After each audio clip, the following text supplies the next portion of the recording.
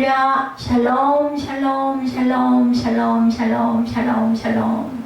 하나님 사랑합니다, 여러분. 주 안에서 사랑합니다.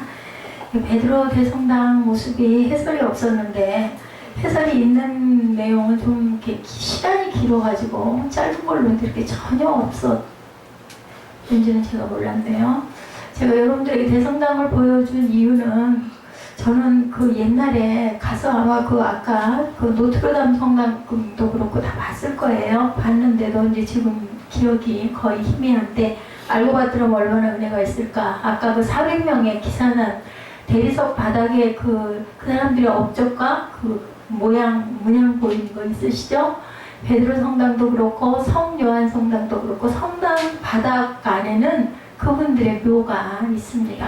그래서 시체가 거기에 묻혀 있어요. 그래서 그 의미를 여러분들이 한번 느끼셨으면 하는 마음으로 제가 물론 요즘에 인터넷 보면 다 나와 있는데 본인들이 개개인들이 보시기는 좀 잘 안 되시잖아요. 그래서 주일날이라도 우리가 직접 가보지는 못하더라도 그렇게라도 좀 은혜를 나눴으면 우리나라 옛말이 있죠. 호랑이는 죽어서 가죽을 남기고 사람은 죽어서 이름을 남긴다. 베드로나 요한이나 또한 바울 사도의 오늘 9시 예배에서 새 분수, 새 못에 대한 이야기를 했죠. 그나마 바울은 로마 시민권 가진 시민권자라고 해서 극형인 십자가형을 면하게 하고 목을 뒤로 젖혀가지고 그 돛기로 목을 쳐서 참수를 했는데 그 전에도 한번 제가 여러분에게 그 영상 보여드리고 말씀드렸어요. 바울의 목이 3번 튀었다고 그러죠. 그 자리에서 분수가 솟아서 지금도 그 자리에 그 분수가 올라오고 있는 것을 기념하고 있는 장소가 그대로 유지가 되어 있다고 합니다. 저는 만약에 못 가더라도 여러분들 이 다음에 제 나이 가까워져서는 꼭 한 번들 찾아보셨으면 하는 그런 소망입니다. 오늘 19장 말씀이죠. 여호수아 19장 말씀에 섬기는 지도자에 대한 말씀, 그리고 시몬 지파가 얻은 기업, 그 야곱의 후손 중에서 시몬과 유다 자손들의 그 대조적인 이야기, 그리고 여호수아가 얻은 땅이 정말 보잘것없는 조그만 땅인데 그 여호수아에게 주신 하나님의 축복, 그리고 섬기는 자는 내가 좋은 걸 가질 거야 하고 주장하고 하는 것이 아니라 가장 작은 걸 가지고도 감사하고 기뻐하는 그런 자가 참 섬기는 자라는 그런 내용의 말씀을 여러분들과 함께 나누면서 19장 전체를 한번 보느라고 제가 2단락을 여러분들에게 함께 읽게 했습니다. 이 세상에 어떤 체제는 아까 나폴레옹 이야기 나왔죠. 굉장히 좋은 의미의 선포, 자유민주주의를 선포했던 게 아마 나폴레옹의 뜻은 아니었을까. 제가 잘은 모르지만 아까 그 영상 잠깐 보면서 근데 그 체제도 자본주의 체제도 문제점이 있고, 그래서 그에 반해서 나온 게 막스주의 해가지고 공산주의. 근데 공산주의 체제가 어땠어요? 아주 굉장히 공산당, 저는 어렸을 때 공산당하고 포스터 그렸던 생각나요. 시뻘겋게. 공산당의 기본은 소련하고 그리고 북한 그리고 중공군 이런 생태였는데 어느 날 갑자기 무너지죠. 어떻게 그렇게 쉽게 공산주의가 무너졌는지. 그래서 어떤 체제나 할지라도 밝은 면과 어두운 면, 장점과 단점 누구에게 다 있다. 자본주의 체제는 자체의 모순으로 말미암아 몰락하고 유일한 대안은 공산주의라는 신념으로 산업혁명이 일어납니다.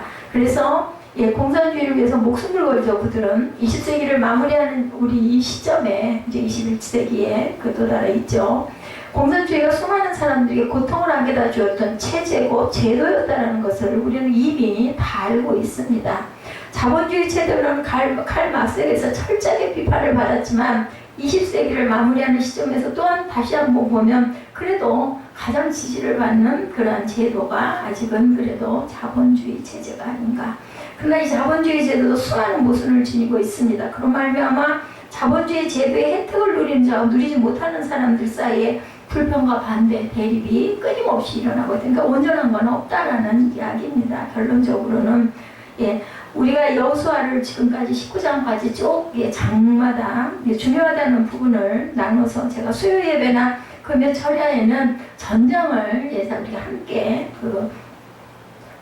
문서를 보면서 다 보고 가고 있는데 주일날은 그렇게 해가지고 여러분들 지루해서 힘드시기 때문에 중요한 부분만 저와 여러분이 영적인 부분을 나누죠. 그리고 수요 금요일날은 성경을 좀 알아야 되기 때문에 성경의 그 주석을 열심히 연구하면서 보고 그 안에서 또한 은혜를 느끼는 시간을 갖고 있습니다.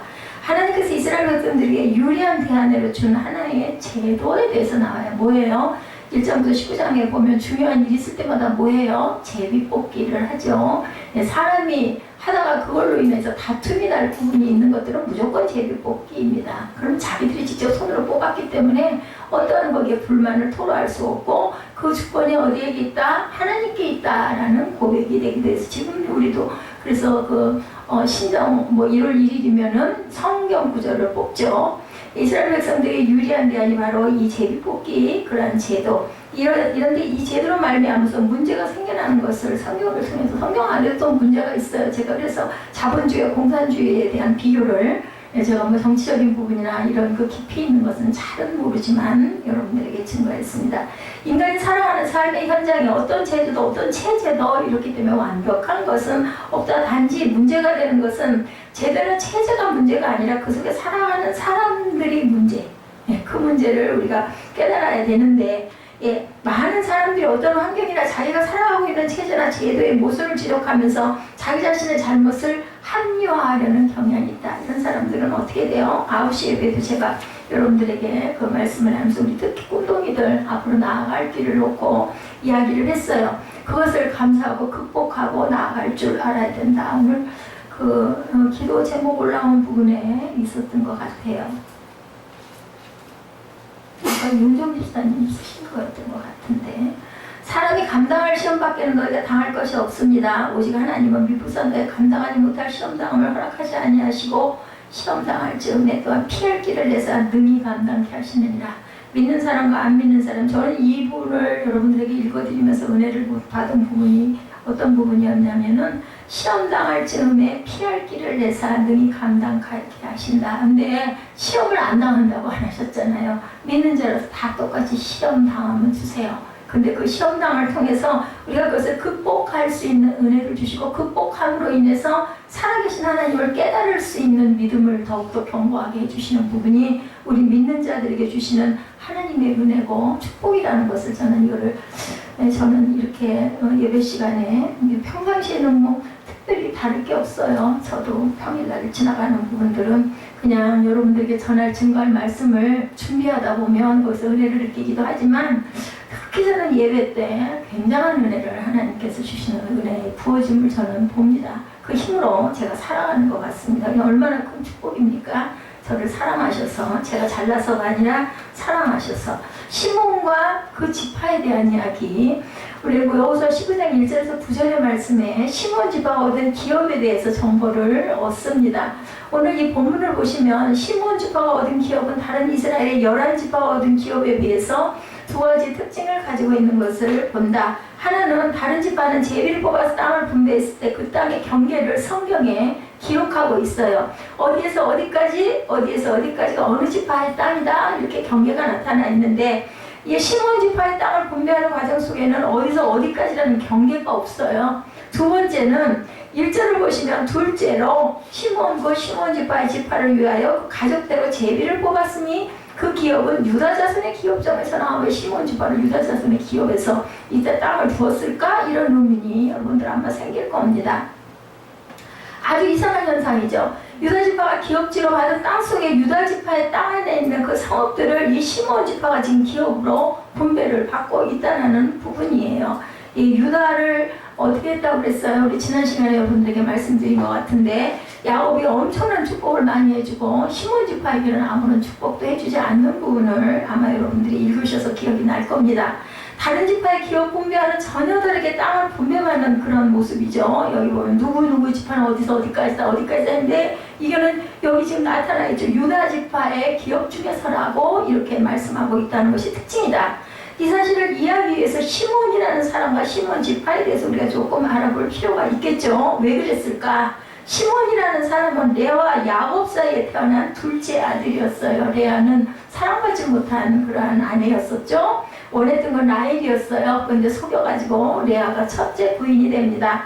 그러니까 야곱의 둘째 아들이에요. 이 야곱이라는 사람은 12명의 아들이 있었는데 그 12명의 아들은 야곱의 4명의 아내에게서 나누어서 태어났다. 여러분들 가정적으로 딱 생각해보면 아내가 넷인데 거기에서 아들이 12이 태어났어요. 한 집에서 같이 살아요. 어떨 것 같아요? 엄청난 다툼과 싸움과 분쟁이 당연히 있었겠죠. 오늘날로 생각을 해봐도 그렇습니다.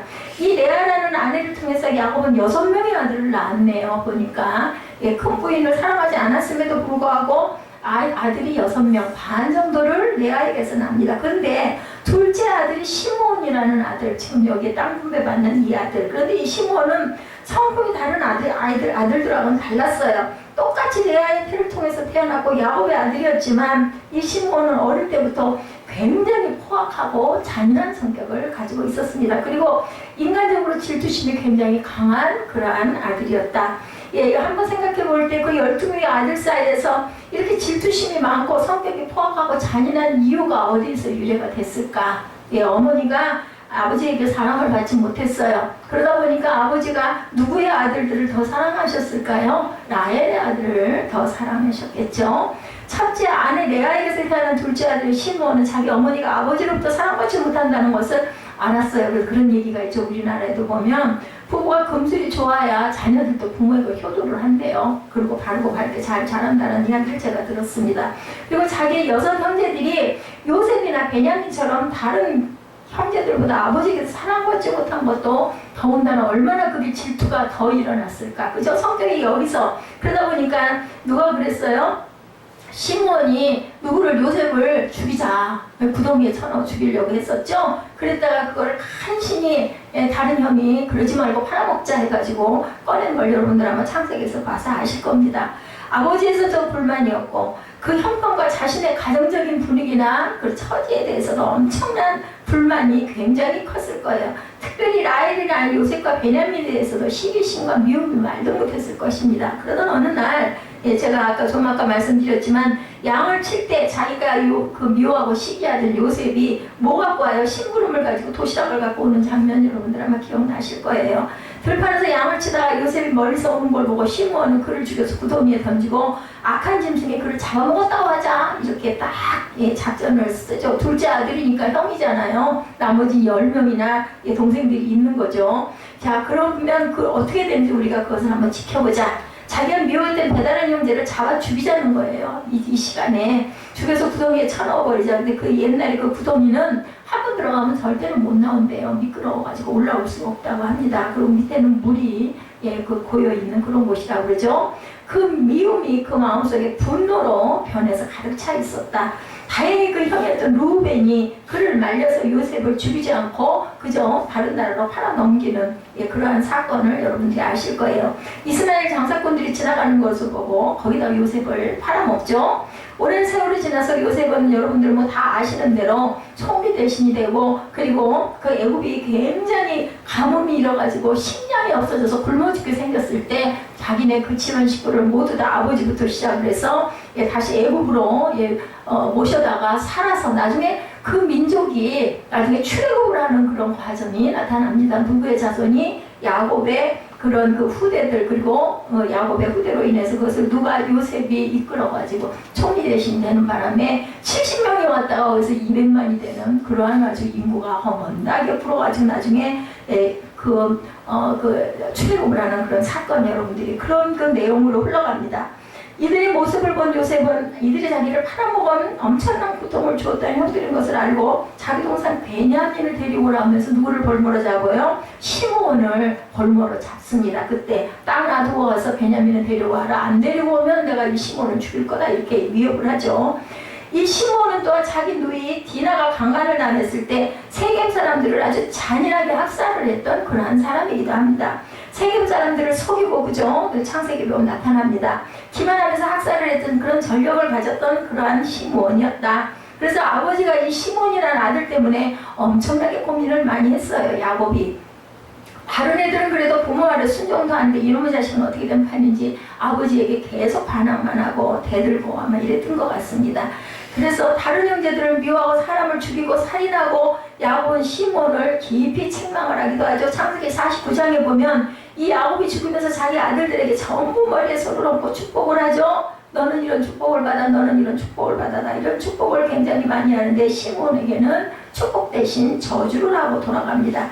야곱은 이 시몬에게 저주하죠. 그들이 그 분노대로 사람을 죽이고 그 혈기대로 소의 발목에 힘줄을 끊었음이로다. 그 노여움이 혹독하니 저주를 받을 것이요 분기가 맹렬하니 저주를 받을 것이라. 내가 그들을 야곱 중에서 나누며 이스라엘 중에서 흩으리라. 이렇게 유언을 하셨어요. 여기 야곱 중에서 나누고 이스라엘 중에서 흩으리라는 말은 야곱의 후손인 12지파 중에서 흩어지게 하고 그 지파 중에서 소멸되어지는 역사가 있을 것이다 라는 그러한 그 축복이 아닌 저주였다. 나중에 이스라엘 역사를 보면요, 이 야곱의 저주가 야곱의 예언이 구체적으로 성취되는 것을 봅니다. 이렇게 자라나고 이렇게 전투적이고 이렇게 포악했던 시몬에게 아들이 6명이나 있었는데 그의 아들은 그 사무엘이 아니라 여무엘이에요. 느무엘 가문의 조상입니다. 여무엘과 야민과 오학과 야긴과 소알과 사울이라는 아들들이 있었어요. 그 중에서 가나안 여인의 소생이었던 사울조차 이 시몬 족속의 족장이 됩니다. 아버지 이런 잔인한 모습, 아버지 이런 배신하는 모습, 이런 불순종한 모습, 아버지의 불신앙적인 모습, 아버지의 음란한 모습을 보고 자라났던 6 아들은 이 아버지의 기질을 그대로 몸에 익히게 됩니다. 세월이 흘러요. 이스라엘 백성들이 애굽에서 400년 이상 종살이를 하다가 약속의 땅 가나안으로 옮겨가게 됐을 때 그때 애굽을 벗어났던 이스라엘 족속들이 시내산 아래에서 전체 인구 조사를 하게 되는 것을 봅니다. 그때 애굽에서 나왔던 사람들 가운데 20세 이상의 장정들만 60만 3,550명이 개수가 장정 남자들만이에요. 여자는 아이들은 빠진 숫자입니다. 이제 38년이 지나 적과 꿀이 흐르는 가나안 땅에 들어가려는 모압 평지에서 다시 인구조사를 하죠. 각 지파별로 인구조사를 하게 되는데 그때 집계된 인구조사가 60만 1,730명, 그럼 줄었어요. 그죠? 한 1,700명 정도 줄었습니다. 여기서 이스라엘의 전체 인구는 험난한 광야 생활 40년을 거치면서 정확한 시간은 38년이에요. 40여 년입니다. 광야 생활을 거치면서 전체 이스라엘 인구 장정들이 감소된 숫자가 1,820명이 감소가 되었는데 이 기록에 보면 놀라운 사실을 발견할 수가 있습니다. 시몬 족속들은 자손이 많지가 않았고 이스라엘 전 지파 가운데 제일 작은 지파가 되어 있었다. 아들이 6이나 있었는데도 그들이 애굽에서 벗어나올 때 특별히 20세 이상 장정들만 인구가 59,300명. 그런데 이 애굽을 거쳐나와 38년 광야 생활을 끝마무리하는 시점에 왔을 때 그들의 인구가 얼마나 줄었나 하면 22,000명이나 줄었습니다. 한 3만 명 살았겠죠? 이스라엘 전체 인구는 1,820명밖에 안 줄었는데 시몬 지파의 인구는 22,000명이나 줄었다는 것을 우리가 볼 수가 있죠. 12지파 가운데 5지파는 인구가 줄었고 7지파는 인구가 늘어난 걸 봅니다. 인구조사에 보면 그 중에서 시몬 지파의 인구가 이스라엘의 12지파 가운데 가장 많이 감소한 것을 보게 되는데 민수기의 기록을 보면 이 시몬 지파가 이렇게 줄어들 수밖에 없었던 이유는 25장에 민수기 25장에 바알불이라는 사건이 나옵니다. 이 사건으로 말미암아서 시몬 지파의 사람들은 하나님을 배신하고 모세에게 반기를 들고 이방 여인들과 더불어서 음란하고 우상 숭배를 굉장히 많이 한 부분이 나타납니다. 그로 말미암아서 하나님께서부터 저주를 받아서 연병이 듭니다. 하루에 24,000명씩 죽습니다. 그 중에서 대부분의 사람들이 이 시몬 지파의 사람들이었다라고 민수기에 나타나 있습니다. 민수기 25장 14절에 죽임을 당한 이스라엘 남자는 그 미디안 여인과 함께 죽임을 당한 자의 이름은 시므리니 실루의 아들이요 시몬인의 종족의 두려움이었더라. 이렇게 증거되어 있습니다. 시몬 지파의 우두머리라는 뜻이죠. 그들은 하나님을 배반하고 모세에게 반역을 시도하고 우상 숭배하고 이방 여인을 끌어들여서 음란한 짓을 하였다라고 기록되어 있습니다. 그런 말미암아 이 시몬 지파가 엄청나게 저주를 받고 광야에서 연병으로 죽게 돼 열병이죠. 지금 말하면 장티푸스. 이 일이 있고 난 뒤 이스라엘은 광야 생활을 청산하고 요단강만 건너가면 하나님께서 약속하신 적과 꿀이 흐르는 땅에 도달하게 되어 있었어요. 이제 모세가 마지막 임종을 앞에 놓고 이스라엘 각 지파를 축복합니다. 야곱이 과거에 창세기 49장에서 자기 12아들을 놓고 축복했던 것처럼 모세가 이스라엘의 12지파 무려 200만 정도나 되는 엄청난 수의 사람들을 앞에 놓고 지파별로 축복을 하는 장면이 나타나는데 이상한 것은 신명기 33장에 보면 다른 지파는 모세가 축복을 하면서 이 시몬 지파는 축복을 하지 않고 그냥 지나가 버렸다라고 나타나 있습니다. 왜 그랬을까? 학자들에 따라서는 여기에 대해서 이론이 많지만 모세가 이 시몬 지파를 12지파가 축복받는 자리에 11지파는 축복을 받았는데 시몬 지파는 축복을 상실하고 있었다라는 거죠. 그런데 이후의 행적까지 전체를 보면 이 시몬 지파가 축복받지 못한 짓을 계속하고 있다는 것을 우리가 알게 되고 하나님 앞에서 늘 불순종하는 모습이었다. 1절에 오늘 본문 1절입니다. 둘째로 시몬 그 시몬 자손의 지파를 위하여 그 가족들의 제비를 뽑았으니 그 기업은 유다 자손의 기업 중에서라 이렇게 나타나죠. 제가 아까도 말씀드렸지만 땅을 돌아보러 한 지파에 3명씩 보내죠. 그리고 지도를 그려고 7등분을 하고 나오라고 우리가 지난 시간에 같이 말씀을 나눴습니다. 오늘 땅 분배의 과정을 보면 앞에 지파가 받았던 땅이 아닌 다른 땅을 받아야 하는데 이 사람들은 유다 지파에 속한 땅을 분배받고 있는 모습이 이상하다는 거죠. 환경이 문제가 아니라 제도가 문제가 아니라 그 체제가 문제가 아니고 나 자신이 서 있는 삶의 자리에서 순간순간 내가 어떻게 어떤 선택을 어떻게 해서 가능했는가가 굉장히 중요하다. 그래서 내 인생이 이렇게도 저렇게도 전개된다는 사실을 우리는 분명히 알고 가야 될 것이다. 하나님께서 여러분들을 각자에게 직임을 주셨고 그릇으로 태어나게 하셨어요. 근데 그것을 내가 뭘 선택하느냐에 따라서 7개월 만에 갈 수 있는 거리를 40년이 걸릴 수도 있다는 것, 또는 이루지 못하고 끝나는 그런 인생도 있다는 것을 우리가 알아야 되겠다. 항상 적극적인 자세, 긍정적인 자세, 최선을 다하는 결단을 하고 거기에 맞춰서 우리가 살아가야 되겠다. 그리고 여러분들 절대로 귀를 닫지 마시기 바랍니다. 양쪽 귀가 있죠? 많이 들으라고. 입은 몇 개예요? 하나예요. 입으로 말은 그렇게 더디게 하라는 말씀이에요. 듣기는 많이 듣고 입은 더디게. 그리고 내게 아픈 말, 쓴 말을 좀 듣고 우리가 그것을 깊이 생각할 줄 알아야 되겠다. 레아라는 어머니에게서 태어났죠. 그리고 똑같은 야곱이라는 편애하는 아버지 아래서 자랐습니다. 그리고 똑같은 집안에서 자라났던 유다와 시몬을 우리가 한번 어떻게 다른가. 왜 유다는 축복을 받고 시몬은 야곱에게서 저주를 받는 삶으로 인해서 나중에는 그 민족 자체가 아예 없어지는 그런 사건이 어째서 일어났는지 우리가 한번 비교해보고 오늘을 나누십니다. 유다는 야곱의 넷째 아들이었죠. 그런데 첫째 아들 르우벤도, 둘째 아들 시몬도, 셋째 아들 레위도 다 하나님의 축복하는 아버지의 축복에서 제외가 됩니다. 넷째 아들인 유다가 이스라엘의 12지파 가운데 장자권을 상속받고 가장 축복받은 한 지파가 되는 것을 우리는 성경에서 보게 되죠. 똑같은 한 뱃속에서 나온 아들들, 그리고 똑같은 아버지, 똑같은 엄마, 환경도 같았다고 우리는 봐야 합니다. 이런 한 집안에서 유다는 넉넉하게 받고, 그리고 넉넉한 것을 자기 형 시몬 후손들에게 물려주는 그런 장면까지 우리가 보게 됐습니다. 이 유다 지파는 바로 예수님이 탄생하는 그러한 이스라엘의 왕통이 이어내려갔던 지파가 되죠. 이 지파는 영적인 축복과 물질적인 축복을 함께 받았습니다. 큰아들이었던 르우벤은 간통 사건으로 장자권을 상실합니다. 둘째 아들 시므온과 셋째 아들 레위도 세겜에서 학살 사건으로 말미암아서 장자권에서 제외가 됩니다. 세 형들이 전부 다 장자권을 상실되고 이 넷째 아들인 유다가 장자권을 상속을 받게 되죠. 그리고 유다는 자식의 축복을 받아서 애굽의 힘든 종살이를 하면서도 많은 자녀들을 낳습니다. 애굽을 떠나올 때 가장 큰 지파가 되었고 광야 생활을 하면서도 우리 얼마나 늘었는지 우리가 한번 보면 시몬 지파는 3만 명 이상의 사람들이 감소되었지만 유다 지파는 힘든 광야 생활을 통해서 2만 명 이상의 장정이 불어납니다. 먹을 것도 없고 뜨겁고 열악한 환경인데도 이렇게 많은 그러한 자손들이 번창하는 것을 우리가 보았다. 그만큼 힘있는 지파가 되었고 힘있는 민족이 되었다는 것을 우리가 성경 속에서 볼 수가 있죠.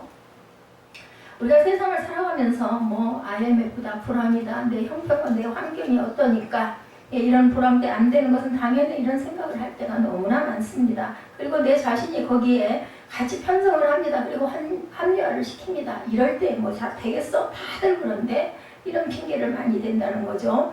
그러나 성경을 보시면 시몬 지파는 불황을 만났고 광야에 험난한 생활을 통해서 여전히 그 지파가 찌그러들고 있었는데 반면에 유다 지파 같은 경우에는 오히려 굉장히 번창을 하고 아이들도 2만 명씩이나 더 불어나는 것을 우리가 역사적으로도 본다는 거죠. 똑같은 어려움 어려운 상황인데도 이런 상태의 대비적인 부분을 봅니다.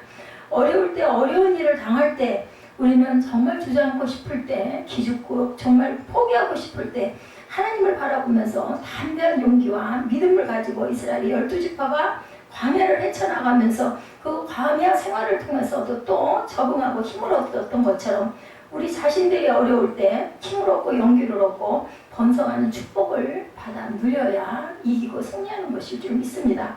땅을 분배받을 때도 유다 지파는 시므온 지파와는 달랐죠. 시므온 지파를 포함한 7지파는 서울서 뒷걸음질을 칩니다. 아이고 이 정도면 좋사오니 괜히 그 고생했다가 죽으면 어떡해, 이런 겁을 집어먹었습니다. 지금 우리가 7년 반 동안 죽을 판 살 판 힘이 빠지겠는데 뭘 여기서 또 하란 말이야? 이렇게 얘기를 하죠. 또 싸우고 땅을 뺏어야 하니 이거 안 되겠어, 이러다가 내가 죽고 말지, 이런 생각을 했죠. 그런데 유다 지파에 속한 갈렙은 오히려 이 산지를 내게 주옵소서, 헤브론 산지 이 산지를 나에게 주옵소서라고 합니다. 예, 내 나이가 85세 노장이지만 나는 아직도 그때 그 힘이 그대로 있고 오히려 나는 지금 더 강건해졌습니다 라고 하나님께 모세에게 그 땅 이제는 내가 차지하겠다. 그런데 이미 주었지만 말로만 준 땅이에요. 가서 정복하고 거기 있는 사람들 다 쫓아내고 자신들의 그 거주지를 삼기 위해서는 성읍도 건설해야 되는 그런 부분의 땅이었는데도 불구하고 갈렙은 이렇게 긍정적인 분위기를 가지고 내가 하겠다고 적극적이고 역동적인 분위기의 집안이 바로 유다 지파의 갈렙이었다는 것을 우리가 봅니다. 가장이 긍정적인 생각을 하고 진취적인 생각을 가지고 어려울 때일수록 하나님 앞에 기도하고 가족들을 격려하고 용기를 주고 이렇게 하면은 바뀌어 나간다. 그 가정이 복을 받지 않을 수가 없죠. 예, 가정에 집에 들어와서 그냥 가족들을 힘들게 하고 자녀들을 핍박하고 그리고 아내를 괜히 욕하고 못 살게 굴고 하는 집안일수록 좋아지는 집안은 없습니다. 우리 주변에도 보면 믿음의 가정들은 바로 하나님 앞에 서 있는 집안들, 그런 가정에 있는 이 가장이 그리고 아내가 이런 분위기의 가정을 만들어서는 안 되고 그럴 리도 없다라는 거죠. 그 믿음의 집안의 가장은 가장대로, 주부는 주부대로, 자녀들은 자녀들대로 자기 역할을 잘 맡아 하면서 서로 격려하고 용기를 주고 희망을 부어주면서 긍정적이고 개척자적인 생각으로 이런 생각을 가지고 가정을 일으켜 나가야 되겠다. 우리 가족은 모두 다 아내나 아빠나 엄마나 또 아이들이나 똑같이 하나가 돼야 되겠다. 가정이 하나가 되고 또한 교회가 하나가 됐을 때 연합이 이루어지는 줄로 믿습니다. 근데 시므온 지파 사람들은 못된 짓만 찾아했다는 거죠. 대신하고 불순종하고 욕하고 저주하고 악담하고 그러니 자꾸 찌그러 들어가 갈 수밖에 없었다는 것을 여기서 우리 성경에서 보게 되죠.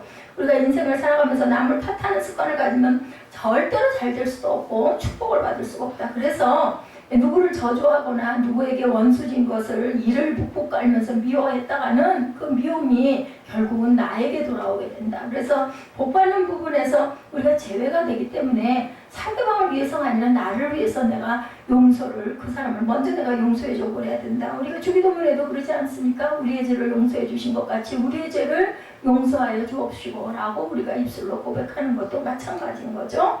우리가 항상 인생을 살아가면서 남을 탓하는 버릇을 이렇게 버려야 되겠다. 내 탓이오라는 사람은 축복받을 수 있는 사람이지만 네 탓이오라고 얘기를 하면 우리가 그 얘기하죠. 손가락으로 너 하고 가리킬 때 너를 가리키는 쪽은 둘이지만 나머지 셋은 나를 가리킨다는 것을 우리가 늘 생각할 줄 알아야 되겠다는 거죠. 시므온 지파는 결국은 어떻게 했어요? 빌부터 사는 인생이 될 수밖에 없었다. 결국은 유다 지파에게서 땅도 분배가 나누어 받습니다. 이런 삶을 우리가 보다 보면 결국은 시므온이라는 첫 번째 조상은 자기 아버지 야곱으로부터 축복을 받지 못해요. 그죠? 시므온 지파 사람들은 배신과 반역을 통해서 지도자 모세에게서 축복을 받지 못합니다. 19장에 보면 시므온 지파는 유다 지파의 땅을 기업으로 받아서 유다 지파 속에 섞여 살아간다. 결국은 더부살이를 하고 살아간다라는 이야기죠. 그래서 이스라엘 역사가 몇백 년이 그 이후로 흘러갑니다. 근데 이 시므온 지파의 사람들은 배신의 그러한 기지가 있었고 반역의 기지가 있었던 사람이기 때문에 이스라엘은 솔로몬 아들 때 와서 남북으로 쪼개지는 걸 우리가 보죠. 여로보암과 르호보암으로 갈려서 북이스라엘과 남이스라엘로 바뀝니다. 이스라엘이 남북으로 분단되어질 때 시므온 지파는 당연히 유다 지파, 왜냐면 유다 지파 속에 들어와가지고 땅을 분배받아 살았으니까 유다 지파 속에 있는 사람이었었죠, 당연히. 그런데 그때 보면 시몬 지파는 유다 지파를 배신하고 요셉의 지파에 붙습니다. 또 그리고 북왕국에 속한 지파가 됩니다. 그리고 북왕국에 여러 곳에 흩어져 살고 수백 년의 역사가 흐르면서 이 시몬 지파는 이름도 없이 역사 속에서 사라져버리는 불행한 한 지파인 것을 우리가 삶의 역사 속에서 우리가 알 수가 있습니다. 환경과 처지에서 어떻게 반응하느냐, 그리고 그렇게 잘못된 성품과 신성들이 어떻게 전수되어져 내려가느냐 하는 것에 대해서 우리는 안타까움을 금할 수가 없는데, 우리는 이런 부분을 보면서 우리는 그런 삶에 반복을 해서는 안 되겠다라는 다짐을 해야 되겠죠. 우리는 우리 조상들로부터 물려받았던 가난의 유산, 무지의 유산, 여러 가지 성품이나 기질상에 좋지 않은 유산들이 누구에나 어느 가정에나 있습니다. 조금씩 성격은 다르지만 내가 받은 그 잘못된 유산들은 나의 단계에서 깨끗이 청산하고 이제 하나님 앞에 구원받은 새로운 모습, 새로운 백성으로 하나님 앞에 새 생명으로 우리의 새로운 역사를 이루어 나가는 주인공들이 되어야 되겠다. 우리가 새 생명을 받았어요. 그렇다면 하나님께 빛을 받고 사니 우리는 그 빛을 되쏘는 새빛의 자녀들이 되어야 된다는 거죠. 내가 어떤 환경에 태어났느냐, 내가 어떤 부모를 만났느냐, 내 형편과 처지가 어떠냐, 그것 때문에 매일 한탄하고 부모를 원망하고 형제 자매끼리 서로 저주하고 악담하면 결국은 그렇게 돼가지고 그 문제가 해결될 일은 아무것도 없다. 비록 내가 고달픈 삶을 살고 내가 못난 부모를 만났고 지금 내가 어려운 환경 속에 놓여있지만 그건 내가 선택한 건 아니에요. 그렇죠? 내게 주어진 겁니다. 그러한 여러 가지 여건은 다른 사람보다 좋지 못하지만 나는 믿음으로 말미암아 믿는 자이기 때문에 하나님께서 나를 돌보시고 나와 함께 하시고 함께 나를 힘을 주시고 능력을 주시는 분이기 때문에 나는 뭐든지 할 수 있어. 이런 믿음을 갖고 나는 이제 새롭게 될 거야. 이런 마음을 갖고 세상을 바라볼 줄 알아야 되겠다. 그리고 꿈과 비전을 품고 살아가야 되겠죠. 자, 어쩌면 시몬의 후손들 같이 나는 지금까지는 살아왔을지도 모릅니다. 예수 믿기 전까지. 근데 우리는 이미 보라, 이제는 새롭다, 새로운 피조물이 되었다라고 고백을 합니다. 그렇다면 새로운 피조물답게 살아가야 되지 않겠는가? 시몬의 후손, 시몬의 지파처럼 살 것이 아니라 유다의 후손, 유다의 지파처럼 그러한 복받는 삶을, 긍정적인 삶을 살아내야 되겠다. 그래서 세상을 바꾸고 그리고 내 민족을 바꾸고 내 가정을 바꾸고 사회를 바꾸는 그런 하나의 미랄들이 되는, 세상을 뒤집어 엎는 기쁨 쪽으로, 또 하나 희망 쪽으로, 또한 소망 쪽으로 그러한 그 희망 그 시설들이 다 돼야 되겠다는 거죠. 모든 이 세상의 제도에는 한계가 있다. 제가 처음 설교 앞부분에서 말씀했죠. 공산주의도 자본주의도 각각의 문제점들은 다 있다라는 겁니다. 자, 그러나 법과 제도를 넘어서 사랑의 원리를 형제로 끌어안고 그들의 모든 것을 양보하는 미덕을 우리가 보고 가야 된다는 거. 하나님께서, 예수님께서 오셔서 나는 너희가 섬기는 자가 되는 게 아니라 내가 도리어 섬기고 내 목숨을 너의 대속물로 주겠다라고 오셨어요. 하나님의 축복의 주인공이 되었던 것을 우리가 기억을 하죠. 누가? 축복의 주인공, 기업의 땅을 나누는 그러한 주인공들을 우리가 봅니다. 야곱도 보면 축복의 주인공이 됐던 사람이기도 하죠. 또한 갈렙과 여호수아도 그런 축복의 주인공. 그 중에 오늘 기업의 땅 분배를 맞추는 여호수아의 이야기 19절에서 49절에 보면 축복의 주인공이 되어 있죠. 이스라엘의 자손이 그들의 경계를 따라 기업의 땅 나누기를 마치고 자기들 중에서 눈의 아들 여호수아에게 기업을 주었으니 곧 여호수아의 명령대로 여호수아가 요구한 성읍 에브라임 산지 딥낫 세라를 주매 여호수아가 그 성읍을 건설하고 거기에 거주하였더라. 근데 그 딥낫 세라라는 곳은 아주 새롭게 지어야 되는 정말 형편없는 그런 아주 작은 땅이었다라는 겁니다. 보잘것없는 땅, 여호수아 같은 그러한 큰 일을 했던 지도자가 받기에는 정말 초라한 땅이었다라는 거죠. 51절에 제사장 엘르아살과 눈의 아들 여호수아와 이스라엘 자손의 지파의 족장들이 실로에 있는 회막목 야훼 앞에서 제비를 뽑아 놔둔 기업이 이러하니라. 이에 땅 나누는 일을 마쳤더라. 50절에는 야훼의 명령대로 여호수아가 요구한 성읍 에브라임 산지 딥낫세라를 주매 여호수아가 그 성읍을 건설하고 거기 거주했다라고 증거하고 있습니다.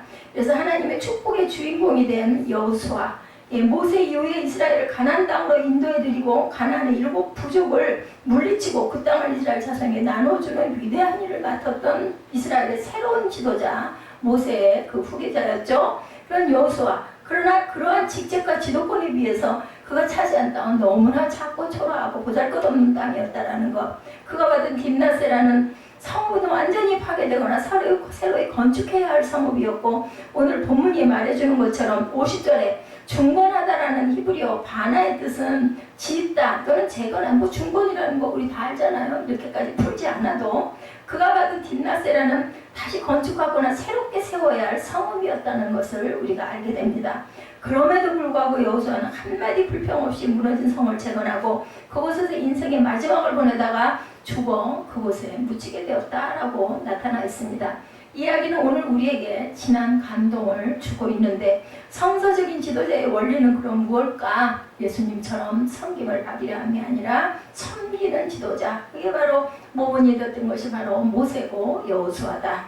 성경은 결코 섬김을 받은 자리를 탐하도록 가르치지 않습니다. 섬김을 받기를 원한다면 섬기는 자리, 종의 자리로 내려가라고 가르치죠. 세상은 섬김을 받으려는 야심을 가진 사람들이 서로 지도자가 되려고 아비다툼을 하는 것이 바로 세상입니다. 이것이 세상의 권력이고, 세상에서 얘기하는 명예는 바로 이런 것들인데, 하나님의 나라는 섬기기 위해 종이 된 사람들이 가는 곳이죠. 섬기는 지도자, 바로 그가 하나님의 오른손에 붙잡혀 쓰임을 받을 수 있는 유일한 사람입니다. 그러면 섬기는 지도자가 되려면 우리는 어떻게 해야 될까?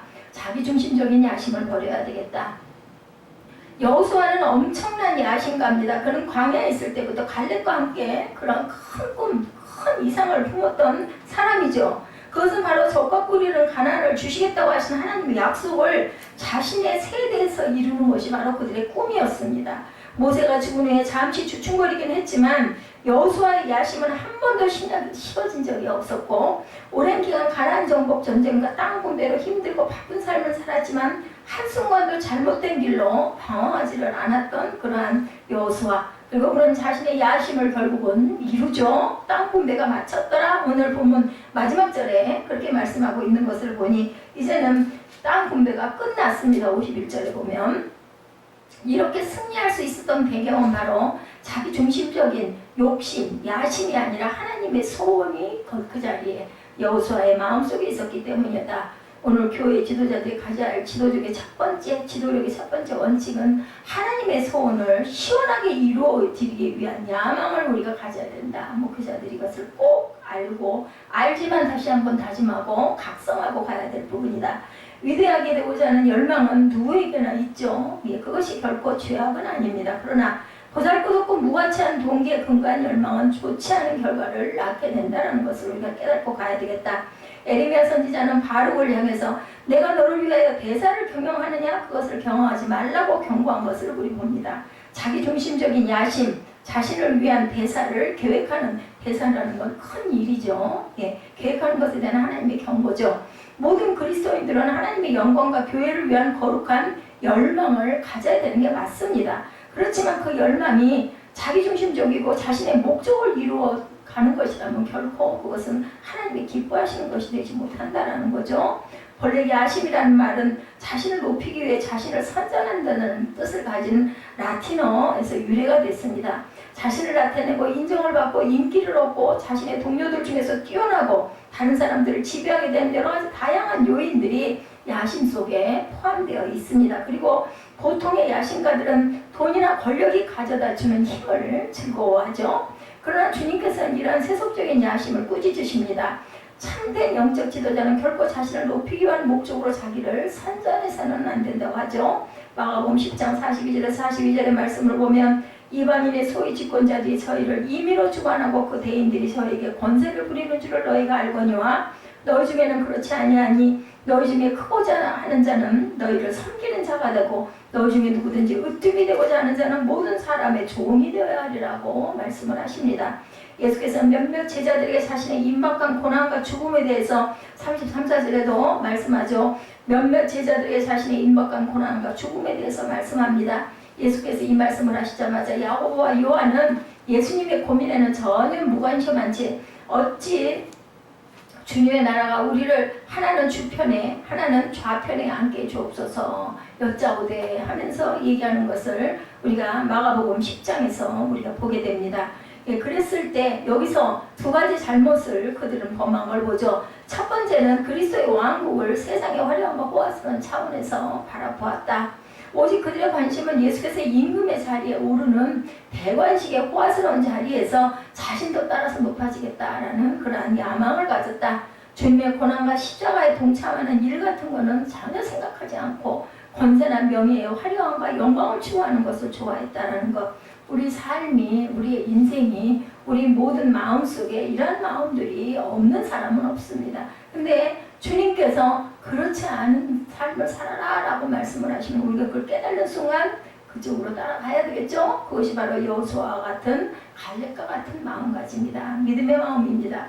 그들의 관심은 예수께서 임금의 자리에 오르는 대관식의 화려함과 그에 따라 높아질 자신들의 지위를 비울 줄 아는 마음을 가져야 되겠다. 주님의 고난과 십자가에 동참하는 일보다 권세와 명예의 화려함과 영광을 추구하는 것을 좋아했던 그러한 마음, 그게 바로 그들의 마음뿐만이 아니라 저와 여러분의 마음일 수도 있다는 것을 우리가 생각하고, 이건 잘못된 것이니까 비우고 가야 되겠다는 비움이 우리에게 있어야 되는 거죠. 우리가 그게 다 온전할 수는 없습니다. 근데 우리가 말씀을 듣고 깨달으면 그것을 우리가 실행하고 실천하고 가야 되고, 내가 안 될 때는 성령께 의지해야 되겠죠. 그리고 도와달라고 기도해야 됩니다. 내가 이런 마음이 있으니 하나님 이 마음 비우게 해주옵소서.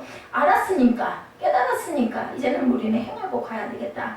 하나님 나라의 영광은 십자가의 고난을 통해서만 얻을 수 있다는 사실을 그들은 깨달지 못했지만 우리는 이미 말씀을 통해서 얼마든지 깨닫고 가니 그들보다 우리에게 복된 자들입니다. 그 시대의 야고보나 요한보다 우리는 더 복된 자들입니다. 이미 답을 알고 있죠.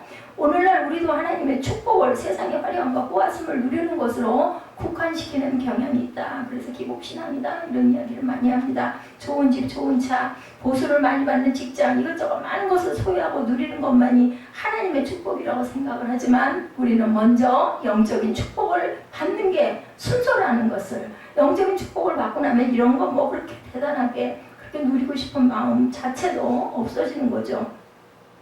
그러면서 자연스럽게 가난한 삶이나 병이 들거나 고난이 있는 삶은 저주스러운 것이냐 우리가 혼동을 할 때가 많은데, 예수님의 왕국과 세상의 가치는 반대라는 거로만 우리가 그냥 얼른 생각할 때 반대다 이렇게 생각을 하면 됩니다. 요한계시록을 보면 이 세상에서 가장 귀한 보석인 금이 천국에서는 도로 보석용으로 쓴다는 것만 봐도 어디에 어떤 것에 가치관이 있는지를 우리는 더 알 수가 있겠죠. 두 번째, 그들의 실수는 위대한 것이 지위와 장소에 있는 것을 오해한 것. 주님의 나라에서 오른편과 왼편이라고 하는 자리를 미리 보장받아서 나중에 있을 주도권에서 우위를 차지하겠다. 제자들 중에서 우리가 1등, 2등이 될 거야. 이런 마음을 가졌다는 거죠. 높은 자리에 있어야만 큰 일을 하는 것이 아니고, 인정받는 자리에, 박수받는 자리에 있어야만 위대한 일을 하는 것은 아니라는 것. 세상의 집권자들은 백성들을 임의대로 주관할 수 있는 권세를 가졌지만 위대해질 수 있다고 생각하지만 결코 그런 것이 아니다. 힘과 돈과 권력이 있어야 섬김을 받는다고 생각을 하지만 그 이유는 섬김을 받는 자가 큰 자라고 하는 세속적인 가치관 때문이라는 것을 우리는 알아야겠습니다. 그러나 하나님 나라에서는 섬기는 자가 큰 자이고 모든 사람을 섬기기 위해 종이 될 때 으뜸이 된다라고 가르치고 계시죠. 교회는 세상적인 개인적인 야심을 이루는 곳이 아니라는 것을 절대 잊지 말아야 되겠다. 교회는 하나님의 소원을, 하나님의 마음을 시원케 해드리는 그러한 교회가 되어야 되겠다는 거죠. 그랬을 때 하나님이 기뻐하시는 교회라는 것.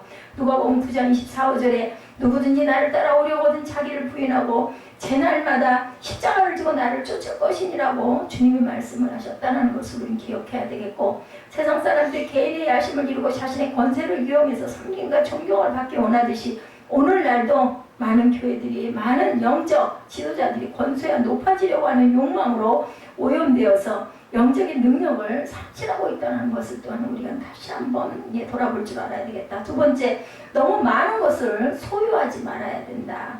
우리나라 속담에 곳간에서 인신난다는 말이 있습니다. 이것은 사람이 자신의 삶에 넉넉해질 때 다른 사람도 돌보고 섬길 수 있다는 뜻으로 이해를 하는데, 하나님 나라의 가치는 이와 다르다. 오히려 많이 소유하고 있는 것이 섬기는 일에 방해가 될 수도 있다고 가르쳐주고 계십니다. 마태복음 19장 21절 이하에 어느 날 부자 청년이 예수께 나와 어떻게 해야 영생을 얻을 수 있겠사옵나이까? 라고 묻죠. 그때 예수께서 내 소유를 팔아 가난한 사람에게 나눠주고 나를 쫓으라고 말씀합니다. 그 그러나 그 청년은 소유가 많은 이유로 근심하면서 떠나갔습니다. 또 한 사람의 어리석은 부자도 이와 같은 이유 때문에 망하고 말았습니다. 이 말은 세상에서 가르치는 것처럼 소유가 넉넉해야만 다른 사람을 섬길 수 있다고 하는 사상에 일침을 가하는 말씀이라는 것. 오늘 본문에서 여호수아가 받은 땅은 어땠냐고요. 아까 우리 말씀 읽었죠. 이스라엘 백성들이 받은 땅 가운데 극히 일부 아주 적은 부분으로 나누어 받습니다. 표현이 좋을 뿐이지 사실은 남들이 다 나누어 가지고 남은 찌그러기 땅, 쉽게 얘기해서 부스러기를 주운 것과 다를 것이 없다. 그럼에도 불구하고 여호수아는 한마디의 불평도 하지 않습니다. 그것이 하나님이 주신 최고의 것이라고 여기고 감사하면서 받죠. 그리고 여호수아는 수고한 만큼, 자신이 일한 만큼, 땀 흘린 만큼 더 많은 것을 요구할 수가 있었지만 무너진 성읍 하나에 만족하는 그의 모습은 참 섬기는 지도자의 모습이라는 것. 오늘날 교회가 세상의 빛과 소금이 되지 못하는 이유는 가난해서 돈이 없어서 구제하지 못하는 것일까? 아니죠. 교인이 없어서 봉사하지 못할까? 땅이 없어서 지역을 섬기지 못할까? 그런 것은 절대 아닙니다. 너무 많이 소유한 것 때문에 그것을 지키려는 욕심 때문에 오늘날의 교회들이 힘들어지고 있다는 것을, 힘을 잃어버리고 오히려 있다는 것을 우리가 생각해야 되겠다.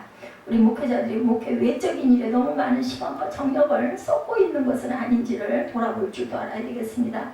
너무 많은 시간을 세속적인 일에 빼앗겨서 말씀을 전하고 기도한 일을 전무하지 못하고 있지는 않은지, 너무 많이 먹고 너무 많이 놀고 너무 많이 아니란 삶을 살아가고 있지는 않은데 비단 목회자뿐만이 아니죠. 믿는 자들이 구원받아야 할 대상은 부지기수로 많은데 그들을 안타깝게 여기며 복음의 빚진 자가 되어서 그들의 영혼을 섬기기 위해 자신의 삶을 드리려고 하는 생각이 어디론가 사라져버리고 권력이 있는 자리, 돈이 생기는 자리, 명예가 있는 자리, 편안한 자리를 찾아서 방황하고 있지는 않은지, 사도행전의 교회가 매일같이 많은 사람이 교회에 들여오면서 사도들이 자신들이 해야 할 일을 망각하고 있을 때 교회에 위기가 왔던 것을 우리는 성경에서 봅니다.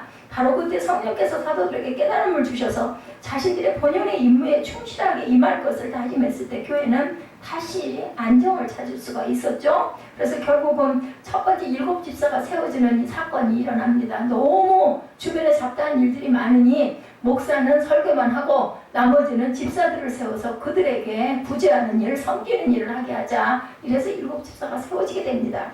우리가 이 설교를 준비하면서 하나님의 부름을 받으신 한경림 목사님을 새삼스럽게 저는 기억해 봅니다.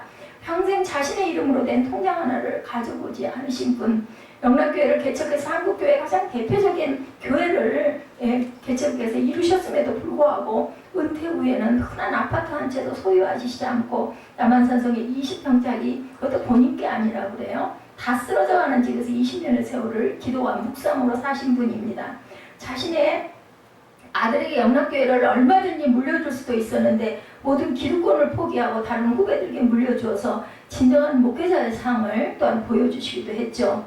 모라비안 교회의 창시자인 진젠도르프 백작은 지위가 그가 받았던 여러 가지 유혹에도 불구하고 단 한 가지 소망을 품었다고 합니다.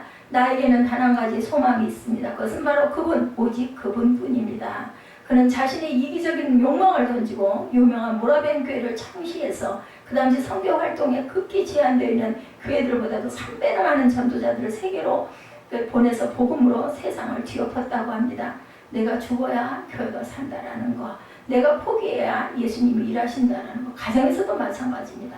아빠가 엄마가 희생하는 가정이 자녀들이 잘 되죠. 내가 모든 것을 내려놓을 때 성도들의 삶이 평안해질 수 있다는 것을 우리 목회자들은 꼭 깨달아야 되겠다.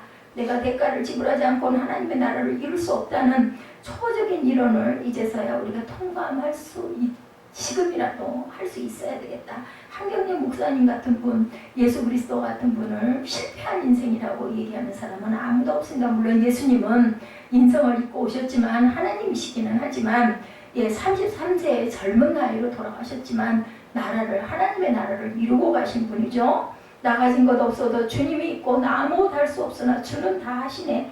나 무력해도 주는 강하시며 나 모든 건 모르나 주는 다 아시네. 나 외로울 때 주 힘 되시며 내 어찌해야 좋을지 모를 때 주 나의 길 되시네. 나 슬픔에 잠겨 낙심될 때 강하신 주의 팔이 나를 붙드시네. 찬양의 가사를 보면 얼마나 찬양 한 구절 한 구절이 정말 가슴에 깊이 그죠? 새겨지는 말씀들인지 모릅니다. 은혜를 얼마나 받았으면 이런 찬양 가사를 지을 수 있을까? 주님 한 분만으로 만족할 수 있도록 주님의 복음밖에 모르는 사람으로 세상의 권력과 명예 그리고 세상의 부스러기를 얻어먹기 위해 비굴하게 무릎 꿇는 사람이 되지 않도록 우리 서로가 서로에게 목회자뿐만이 아니라 하나님의 자녀들 우리 성도들은 모두 다 서로에게 서로를 위해서 기도해야 되겠죠. 사무엘 브랭글이라는 사람은 역사의 가장 분명한 역설 중 하나로 인간이 받게 될 최후 판결은 그가 누렸던 호칭을 전혀 무시하게 되는 것이다 이렇게 얘기하면서 역사는 어떤 사람이 소유했던 계급이나 칭호 혹은 그가 가졌던 직책에 전혀 관심을 두지 않고 다만 그의 행위와 그의 마음과 인격에만 관심이 있다는 사실을 사람들이 궁극적인 평가에서 볼 수 있다 이렇게 역설을 했다고 그래요. 아담의 자손들인 우리가 위대해지려고 했기 때문에 그분의 작은 자가 되셨죠. 우리가 굽히기를 거절했기 때문에 그분은 스스로 낮추셨습니다. 우리가 지배하려 했음에도 그분은 섬기려 오셨다는 것. 우리가 21세기 하나님의 원하시는 참된 지도자는 누구처럼 여호수아처럼 모세처럼 섬기고 낮아지는 그러한 지도자들이 되어야 된다는 것. 온전한 종이 되기 위해서 이 땅에 이러한 영적 지도자 요즘은 평신도 사역자들도 너무나 많죠. 충만한 이런 영적 지도자가 되기 위해서는 섬김, 명예나 권력을 추구하는 것이 아니라 여호수아처럼 평생을 하나님의 일을 그저 가나안 땅 정복하는 일에 노장이 되도록 바쳤던 그런 여호수아처럼 작은 그저 부스러기 땅을 가지고도 기뻐하고 감사했던 그런 여호수아의 마음을 본받고 섬기는 저와 여러분들이 되셔서 영적인 큰 축복을 거머주시는 그러한 축복이 저와 여러분의 임하시기를 주님의 이름으로 축복합니다. 기도하시겠습니다.